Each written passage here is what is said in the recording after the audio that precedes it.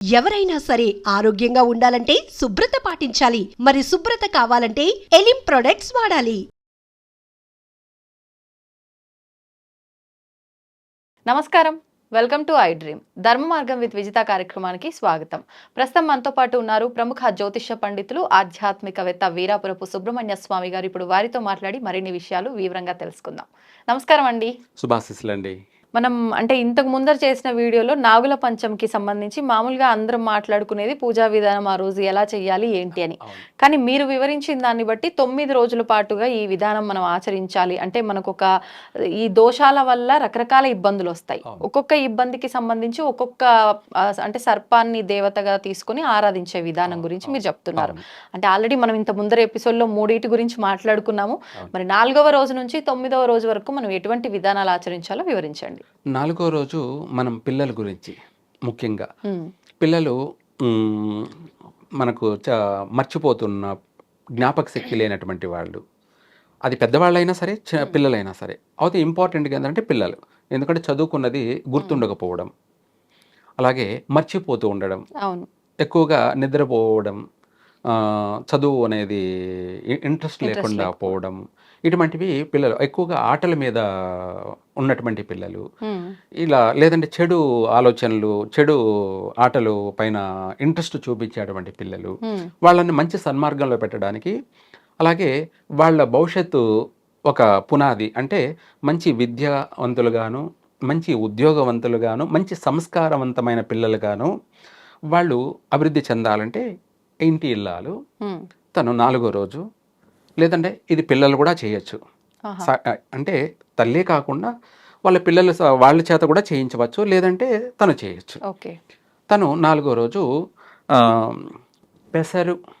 పెసర్లు పూర్ణం చేసి బెల్లంతో విగ్రహాలకి అభిషేకం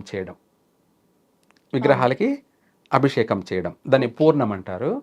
పెసలతోటి అభిషేకం చేసి, ఆ చేసిన అభిషేకాన్ని కొంచెం ప్రసాదం కింద తీసుకొని లిక్విడ్ లాగా చేయాలండి. అవును, అంటే మనం అరిసెలకు దానికి పాకం లాగా చేస్తాం కదా, అది కొంచెం లిక్విడ్ ఎక్కువగా చేసి దాంతో అభిషేకం చేసి, ఆ అభిషేకం చేసిన దాంట్లోనే కొద్దిగా తీసి పక్కకు పెట్టుకోవాలి.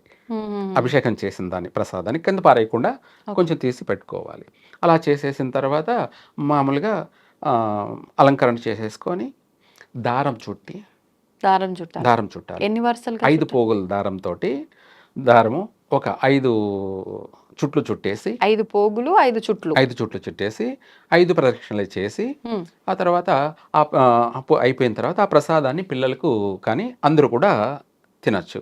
ఇలా చేసినట్టు అయితే వాళ్ళకు మంచి విద్య, మంచి వాక్కు శుద్ధి, మాట తడబాటు కానీ, లేదంటే మాట బొంగురు పోవడం, నత్తి లాంటివి ఉన్నటువంటి వాళ్ళకి చక్కగా పిల్లలకి మంచి ఉచ్చారణ వస్తుంది.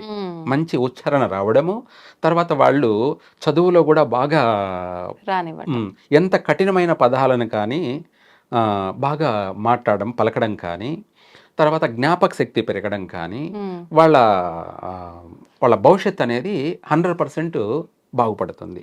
మంచి విద్యావేత్తలు అవుతారు, మంచి ఉద్యోగవేత్తలు అవుతారు, మంచి సంస్కారమైనటువంటి నడవడికతోటి, అంటే ఎవరితో ఎలా మాట్లాడాలి, ఎవరితో ఎలా నడుచుకోవాలి అనేది జ్ఞానం అనేది పెరుగుతుంది.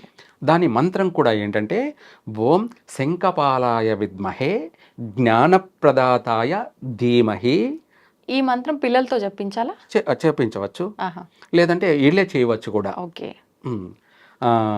ఓం శంఖపాలాయ విద్మహే మమ జ్ఞానప్రదాతాయ ధీమహి తన్నో అనంతః ప్రచోదయాత్ స్వాహ. అన్నీను విద్య, జ్ఞానం వల్లనే అన్నీ వచ్చేస్తాయి మొత్తం మీద. దాన్నే కదా జ్ఞానప్రదాతాయ ధీమహి, నాకు అనంతమైన జ్ఞానాన్ని ప్రసాదించు. ఆ జ్ఞానమే ఐశ్వర్యం, ఆ జ్ఞానమే భవిష్యత్తు, ఆ జ్ఞానమే వాడు బ్రహ్మ. ఒక మాటలో చెప్పాలంటే వాడు మల్టీ టాలెంటెడ్. పిల్లలు చక్కగా అభివృద్ధి చెందుతారు. వాళ్ళు కూడా, ఇంట్లో పెద్దలు కూడా వాళ్ళు మంచి తెలివితేటలతో, మంచి నడవడిక, మంచి సంపాదన, అభివృద్ధి చెందుతారు. ఇలా చెప్పుకుంటూ పోతే అది అనంతం. అందుకనేసి ఆ 4వ రోజు ఇలా ఈ విధానం ప్రత్యేకంగా పిల్లలకు సంబంధించి. అవును. 5వ రోజు చూసుకునేటప్పటికి వాళ్ళకు మనకు అన్నప్రాసన అని చెప్పాలి. ఒక మాట చెప్పండి. వాళ్ళు ఎప్పుడు చేశారో ఏమో, ఎలా చేశారో, ఏ రోజు చేశారో, ఘాతుక అశుభ తిథుల్లో కానీ, అశుభ వారాల్లో కానీ, అశుభ మాసాల్లో కానీ ఒకవేళ చేసినట్టయితే, అంటే అది అశుభ మాసం కాదు. వాళ్ళు చేసింది అడిగే తెలుసుకునే చేస్తారు కానీ అది వీళ్ళకి సరిపోతుందా లేదా అనేది తెలియదు. ఓకే. చేసే ఆ అన్నప్రాసన చేసిన సమయం. ఆ! ఎందుకు అది కూడా అన్నామంటే, ఆ శుభ సమయంలో చేయని పక్షాన ఆ! వాళ్ళకు తిండికి లోటుపాట్లుంటాయి. అంటే ఇబ్బంది ఇబ్బంది పడుతూ ఉంటారు. పనులు చేస్తూ ఉంటారు. హ్మ్. సంపాదన ఉంటుంది. సమయానికి తినలేరు. కొంతమందికి సంపాదనే లేక తినడానికి కూడా కష్టాలు పడుతూ, ఇబ్బందులు పడుతూ ఉంటారు. కొంతమందికి ఆరోగ్య సమస్యలతోటి తినలేకపోతూ ఉంటారు. ఇటువంటివి అనేకమైన సమస్యలు వస్తూ ఉంటాయి. అందుకనేసి వాళ్ళు జీవితాంతం అన్నపానీయాలకు ఎటువంటి లోటు లేకుండా, హ్మ్. వాళ్ళకే కాకుండా వాళ్ళ చుట్టూ ఉన్న వాళ్ళకి 10 మందికి వాళ్ళు పెట్టేటువంటి స్తోమత కలిగి ఉండడము, అంటే ఆర్థికంగా కూడా వాళ్ళు బాగుండడం అన్నమాట. ఇట్లా అన్ని విధాలా కూడా అది ఉపయోగపడుతుంది. 5వ రోజు హ్మ్. కుటుంబం అంతా కూడా పంచభక్ష పరమాన్నాలతో వాళ్ళు ప్రతిరోజు దినదినం వృద్ధి చెందుతూ ఉంటారు. కోటి కోసమే కోటి విద్యలు. అంతే. ఎవరైనా నువ్వు చేసినా, నేను చేసినా, ఎవరేం చేసినా అవును. కోటి విద్యలు అనేది కూడా దీనికోసమే. కాబట్టి అందులో మనం బాగుండడం, మనం నమ్ముకున్న వాళ్ళకి 10 మందికి మనం పెట్టే స్తోమత కలిగి ఉండడం. దీనికి సంబంధించినటువంటి మంత్రం అది. హ్మ్. ఓం మహాపద్మాయ విద్మహే సహాజన్యాయ ధీమహి హ్మ్. తన్నో సర్పః ప్రచోదయాత్.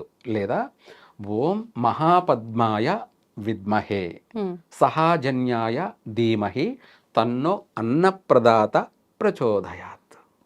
అన్న ప్రదాత ప్రచోదయాత్. ఈ మంత్రం చేసుకోవాలి. చేసుకోవచ్చు. మరి అక్కడ ఆరాధన దగ్గర విషయానికి వచ్చేసరికి ఆరాధన దగ్గర ఇందాక మనము చెప్పుకున్నాం పెసలతోటి.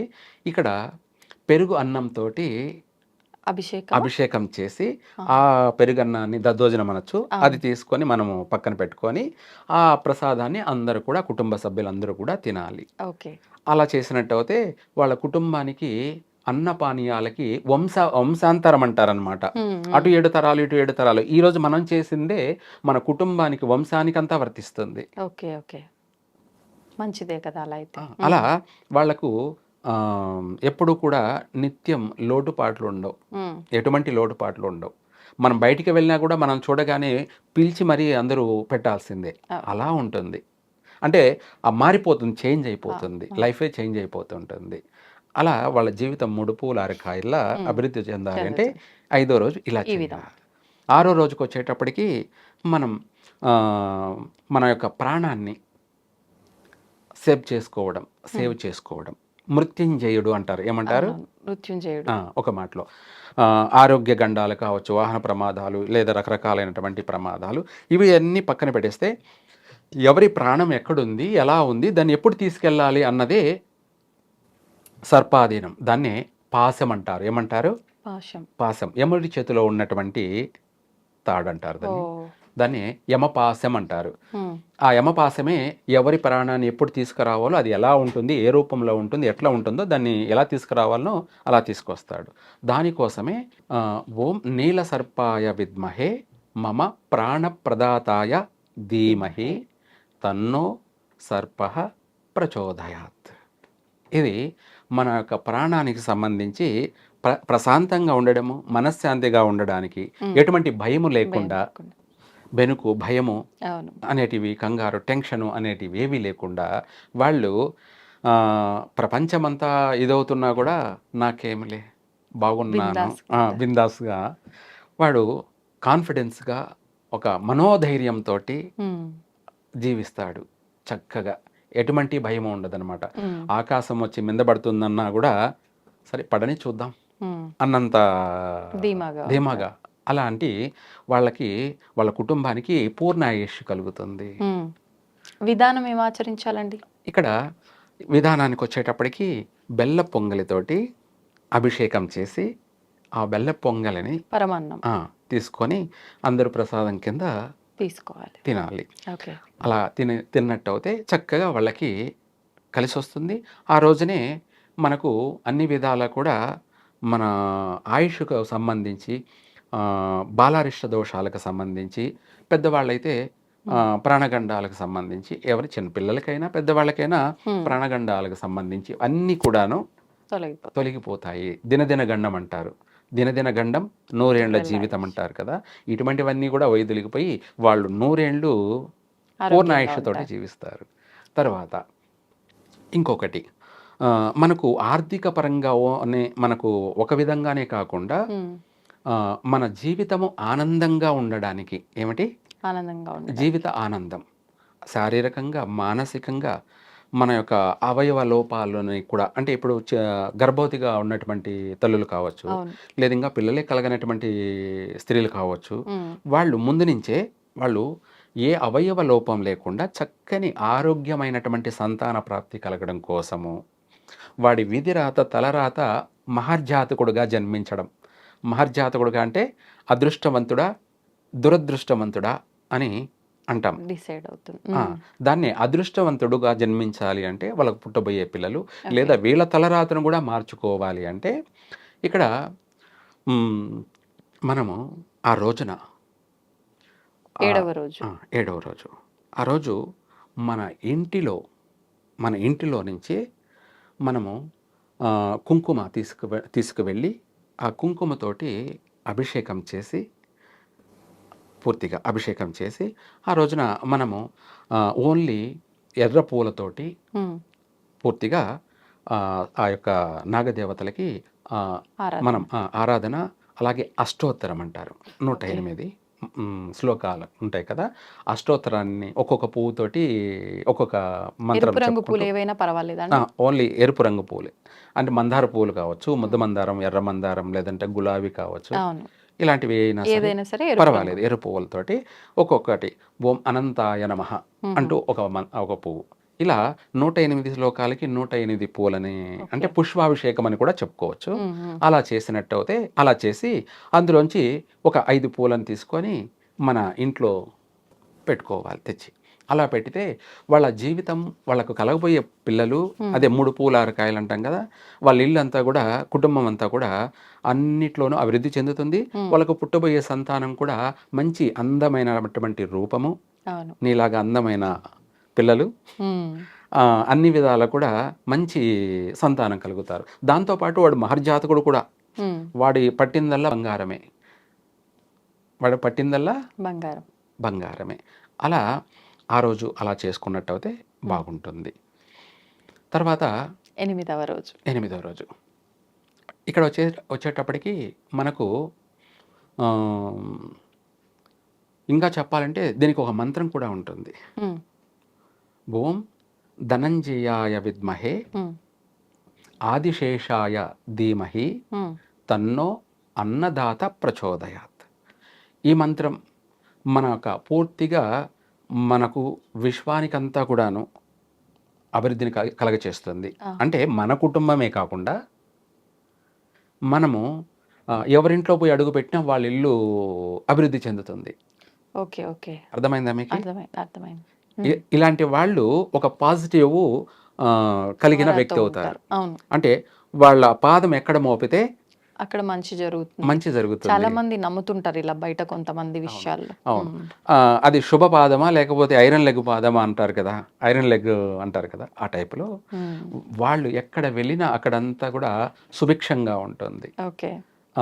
అలా వాళ్ళు బాగుండడం కోసం, అందరూ బాగుండడం కోసం, అంటే అందరి క్షేమం కోసం చేస్తున్నా, దాన్ని వాళ్ళ కుటుంబానికి అని దీన్ని మామూలుగా వర్తిస్తుంది. కుటుంబం అంటే వాళ్ళ వంశం అంటారు కదా, వాళ్ళకు వర్తిస్తుంది. దాంతోపాటు వీళ్ళు ఎక్కడికి వెళ్ళినా కూడా అక్కడ కూడా అంతా మంచి జరుగుతుంది. అందుకోసమే కొంతమందికి పెద్దపీట వేస్తారు కొన్ని కార్యక్రమాలకి, కొన్ని శుభకార్యాలు ముందు నడిపిస్తూ ఉంటారు. అలా వాళ్ళు బాగుండడం, వాళ్ళ వంశం అంతా బాగుండడం, అదే కాకుండా చుట్టుపక్కల వాళ్ళు, ఇరుగు పొరుగు వాళ్ళందరూ కూడా బాగుండాలంటే వాళ్ళు ఎక్కడ పోయి అడుగు పెట్టొస్తుంటే అక్కడంతా దినదినం అభివృద్ధి చెందుతూ ఉంటుంది. అలా చేయాలి. అలా చేసినట్టయితే విశేషంగా కలిసి వస్తుంది. ఇదే కాకుండా ఇంకొకటి, మనము అనంతుడు అని చెప్పుకున్నాం కదా, ఆయన గురించి మనకు అన్ని విధాల కూడా అభివృద్ధి చెందాలంటే విశేషమైనటువంటి మనకు ఆ రోజు లాస్ట్ రోజున మల్లెపూలతోటి కానీ జాజి పూలతోటి కానీ 9వ రోజు. ఉమ్, విశేషమైనటువంటి ఆ, అర్చన, అది కూడా అష్టోత్తరం. ఎందుకంటే వీళ్ళకు మంత్రం అందరికీ చేయడం అంత అనుకూలం కాదు. ఆ, మళ్ళీ ఉచ్చారణ కూడా బాగుండాలి కాబట్టి అష్టోత్తరమే వీళ్ళకు బాగుంటుందని మనం మారిపోతున్నాం అనమాట. ఎందుకంటే అందరూ స్పష్టంగా ఉచ్చారణ చేయలేరు కాబట్టి. రెండోది అప్పుడప్పుడు జ్ఞాపక శక్తి ఉండాలి కాబట్టి అవును. దానికోసమే ఇంత అవసరం లేదు. ఉమ్, ఆ సుబ్రహ్మణ్య స్వామి అష్టోత్తరం కానీ, లేదంటే వల్లి అష్టోత్తరం కానీ, లేదా దేవసేన అష్టోత్తరం కానీ ఇలా ఉంటాయి. ఓకే. వాటిలో అష్టోత్తరం అనేది ఉచ్చారణ తప్పినా కూడా ఫలితం మాత్రం ఎటువంటి ఇబ్బంది లేదు. కాబట్టి వాళ్ళు జాజి పూలతో కానీ మల్లెపూలతో కానీ విశేషంగా 1 కిలో పావు పూలతోటి కిలోంబావు. కిలో పావు పూలతోటి అభిషేకం చేసినట్టయితే 100% వీళ్ళ వంశం అంటే అటు 7 తరాలు ఇటు 7 తరాలు పట్టి పీడిస్తున్నటువంటి సర్పదోషాలు కావచ్చు, ఉమ్, సర్ప శాపాలు కావచ్చు, అలాగే కాలసర్పదోషాలు కావచ్చు, అపసవ్య కాలసర్పదోషాలు కావచ్చు, అనంతనాగ దోషాలు కావచ్చు, ఇలా చెప్పుకుంటూ పోతుంటే ఇవి కూడా అనేక దోషాలు ఉంటాయన్నమాట. యోగాలు అనేటివి ఎన్ని ఉంటాయో అంతే దోషాలు కూడా ఉంటాయి. అనంత యోగము, లక్ష్మీ యోగము, గజకేసరి యోగము, ఇలా చెప్పుకుంటూ పోతుంటే యోగాలు ఎన్ని ఉంటాయి, అదేవిధంగా దోషాలు కూడా ఉంటాయి. వాటి అన్నిటిని కూడా ఎటువంటి దోషాలైనా కూడా 10,000 దోషాలు కానీ 1,00,000 దోషాలు కానీ ప్రక్షాళన అయిపోయి వాళ్ళు పట్టిందల్లా బంగారమే, పట్టిందల్లా బంగారమే. అలా వాళ్ళ జీవితం అనేది దినదినము అభివృద్ధి చెందుతుంది. ఇలా చేసుకున్నట్టయితే విశేషంగా కలిసి వస్తుంది. అంటే ఖచ్చితంగా అందరూ 9 రోజులు ఆచరించాల్సిందేనా? వీటిలో ఏదో ఒక రోజు వాళ్ళ ఇబ్బందిని బట్టి ఆచరించుకుంటే సరిపోతుందా? మంచి మాట అన్నారు. వాళ్ళ ఇంట్లో ఇబ్బంది ఉంటే ఇప్పుడు భర్త చేయొచ్చు, అర్థమైంది కదా. అర్థమైంది. ఇంట్లో భార్య ప్రకృతి ప్రకారంగా నెలసరి అన్నారు, తనకు బదులు తను చేయొచ్చు, ఆగిపోవాల్సిన అవసరమే లేదు. ఓకే. అంటే 9 రోజుల విధానం కంటిన్యూ ఆచరించాల్సిందే, చేసుకోవచ్చు. ఒకరికి కుదరపోయినా ఇంకొకరు. ఓకే. 100% చేసినట్టయితే ఆ ప్రారంభం చేసిన ఆ పూజకి ఆటంకం లేకుండా వాళ్ళు పూర్తి చేయగలిగిన వాళ్ళు అవుతారు. అరే నీ ఇంట్లో మా పాప మంత్ అయింది, నెలసరి అయింది, లేదంటే భార్య ఆమె చేస్తున్న ఆమె అయింది అని దాన్ని ఆపేయాల్సిన అవసరం లేదు. తన భర్త చేయొచ్చు. ఓకే.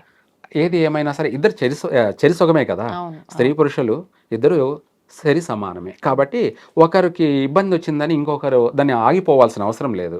తన భర్త కొనసాగించవచ్చు. కానీ కంపల్సరిగా 9 రోజులు చేసినట్టయితే ఇందాక చెప్పినట్టు అన్ని యోగాలు కలుగుతాయి.